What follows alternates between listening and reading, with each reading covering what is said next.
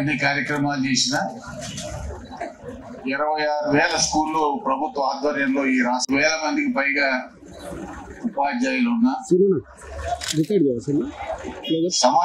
సంవత్సరానికి విద్యార్థులు ప్రభుత్వ పాఠశాలలో తగ్గుతున్నటువంటి అంశం మన మా శాస్త్ర పరిషత్తులో విద్య మీద జరిగినటువంటి చర్చల్లో మా ముందుకు వచ్చినటువంటి అంశం. దాదాపు కేవలం 18.5 లక్షల మంది విద్యార్థులు మాత్రమే ప్రభుత్వ పాఠశాలలో ఉన్నటువంటి పరిస్థితి. ఎందుకు తగ్గుతా ఉంది అనేటువంటి అంశంలో మనం అందరం కూడా ఆత్మవిమర్శ చేసుకోవాల్సినటువంటి అవసరం ఉంది. అది ప్రభుత్వ లోపమా, నిర్వహణ లోపమా? జంగయ్య గారు చెప్పినట్టు జిల్లా విద్యాశాఖ అధికారులు లేకపోవడం కావచ్చు, మండల విద్యాధికారులు లేకపోవడం కావచ్చు, ఉన్నటువంటి వాళ్ళు సరి అయినటువంటి బాధ్యతలు నిర్వహించకపోవడం కావచ్చు, ప్రభుత్వం తగిన శ్రద్ధ తీసుకోకపోవడం కావచ్చు, రకరకాల కారణాల వల్ల డ్రాప్ అవుట్స్ యొక్క సంఖ్య పెరుగుతూ ఉన్నాయి. దాన్ని ఏ విధంగా తగ్గించగలుగుతాం అనేటువంటి అంశాన్ని మనం ఆలోచన చేయాల్సినటువంటి అవసరం. ఈ సంవత్సరం ఈ ప్రభుత్వం డిఎస్సి ద్వారా 10,000 పైచిక్కు ఉపాధ్యాయుల పోస్టులు భర్తీ చేసినారు. అదేవిధంగా వివిధ రెసిడెన్షియల్ మోడల్ స్కూల్స్ లో కూడా మరొక 10,000 మందిని రిక్రూట్మెంట్ చేసుకోవడం జరిగింది.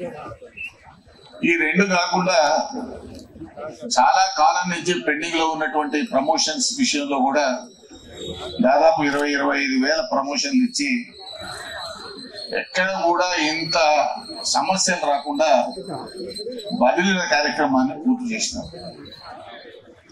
ఇంకా కూడా మన ముందు 317 జీవో సమస్యలు ఉన్నాయి. ఆ సమస్యలు మొన్న నర్సిరెడ్డి గారు శాసన పరిషత్తులో మరి చర్చించిన సందర్భంలో ఈ 31వ తారీఖు లోపల స్పౌస్ కేసెస్ అన్నిటిని కూడా పూర్తి చేస్తామని, అది రాష్ట్ర ప్రభుత్వం యొక్క అధికారులు ఎవరైతే భార్యాభర్తలు ఉన్నారో రాష్ట్ర ప్రభుత్వంలో వాటిని 31st లోపల పూర్తి చేస్తామన్నారు. కేంద్ర ప్రభుత్వం రాష్ట్ర ప్రభుత్వంలో స్పౌసెస్ కేసు ఏమైనా ఉంటే దాన్ని కూడా సూత్రప్రాయంగా రాష్ట్ర ప్రభుత్వం అంగీకరించింది. 31వ తర్వాత నేను నిన్ననే వర్షిణి గారితో మాట్లాడినాను.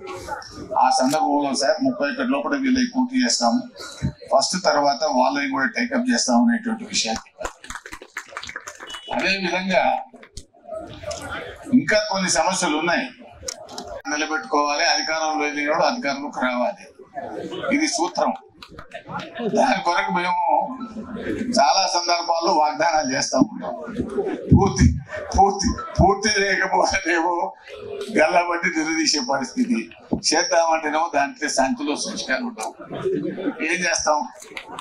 కాబట్టి అంచెలంచెలుగా దాన్ని మన సంసారంలాగా ప్రభుత్వాలను నడపాలి తప్ప మనం మరొకటి మార్గం లేదు. అందుకని ఈ 1 సంవత్సర కాలంలో ఈ ప్రభుత్వం చేసే కార్యక్రమాలు చేసినారు. చేయాలనేటువంటి తపన ఉన్నప్పటికీ ఆర్థిక వ్యవస్థ కూడా సహకరించాల్సినటువంటి అవసరం ఉన్నది. నిజంగానే మీకు డిఏ ఇవ్వాల్సినటువంటి అవసరం ఉన్నది, పిఆర్సీని అమలు చేయాల్సినటువంటి అవసరం ఉన్నది. వీటన్నిటినీ పూర్తి చేయడంతో పాటు ఈ సంవత్సరం డైట్ ఛార్జెస్ పెంచినారు, కాస్మోటిక్ ఛార్జెస్ పెంచినారు. చేయగలిగినంత చేస్తా ఉంది ప్రభుత్వం. అయినా చాలా సమస్యలు మన ముందున్న మాట కూడా వాస్తవం. వాటిని కూడా అంచెలంచెలుగా పూర్తి చేయాల్సినటువంటి బాధ్యత ప్రభుత్వం మీద ఉంది. మా ప్రయత్నం కూడా దానికి సంపూర్ణమైనటువంటి సహకారాన్ని అందిస్తామనేటువంటి విషయాన్ని నేను ఈ సందర్భంగా మరిన్ని వీడియోస్ కోసం ఛానల్ ని సబ్స్క్రైబ్ చేయండి. లేటెస్ట్ అప్డేట్స్ కోసం వాట్సాప్ ఛానల్ ని ఫాలో అవ్వండి. ఆ లింక్ డిస్క్రిప్షన్ లో ఉంది.